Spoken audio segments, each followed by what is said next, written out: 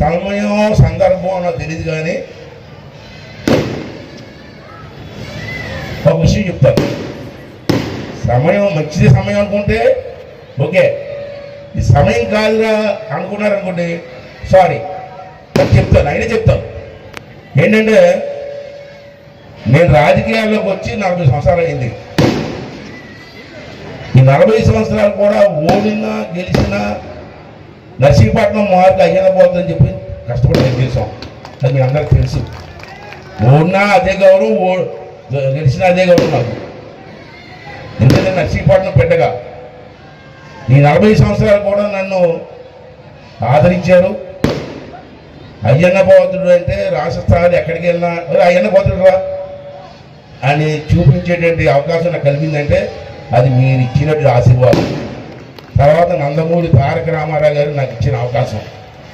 ఎవరో వచ్చేగాని నేను నర్సీపట్నం అంటే అప్పుడు రోజుల్లో నర్సీపట్నం ఎక్కడ ఏజెన్సీ ఏరియా అనేవారు.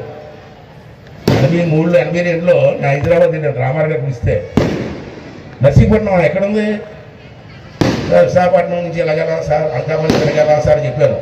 అదే ఏజెన్సీ ప్రాంతం కదా అందరూ.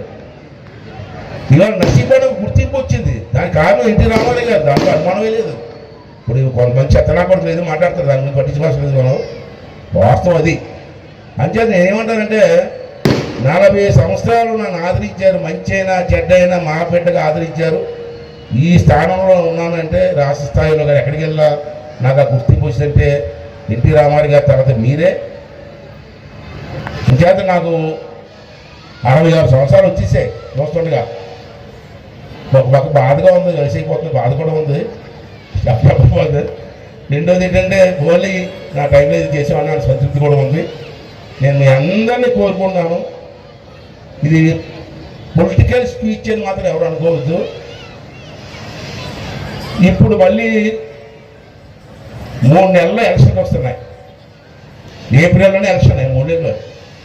దానికి విశాఖ అనకాపల్లి ఎంపీగా నా పెద్ద కొడుకు విజయ్ కావాలని చెప్పి అప్లికేషన్ పెట్టాను. అప్లికేషన్ పెట్టాను అంతే. వచ్చేసింది అనుకోకండి మీరు. అప్లికేషన్ పెట్టా, అది పెద్ద రూల్. అయితే నేను అంతా వీళ్ళకు మాట చెప్తాను. అయ్యన్న పాత్ర కొడుకుగా ఎంపీ సీట్ ఇవ్వద్దు. వాడి టాలెంట్ ఉందా లేదో చూసిమని అడిగాను పెద్ద ఆయన్ని. అయ్యన్న పాత్ర కొడుకుగా ఎందుకు వాడు టాలెంట్ ఉందా చూడు. టాలెంట్ ఉంటే ఈ అనకాపల్లి ఎంపీగా చేస్తాడు. పార్లమెంట్లో బ్రహ్మాండంగా ఇంగ్లీష్లో, హిందీలో, తెలుగులో బ్రహ్మాండంగా మాట్లాడి మన పేరు నిలబెడతాడు. అవకాశం ఇమ్మని అడిగాను.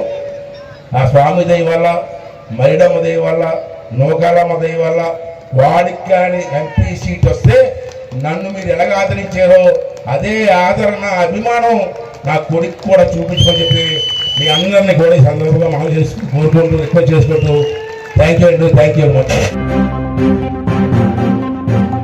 మరిన్ని తాజా వార్తలకు చూస్తూనే ఉండండి మైత్రి న్యూస్. ప్రతి క్షణం ప్రజల కోసం. Please subscribe.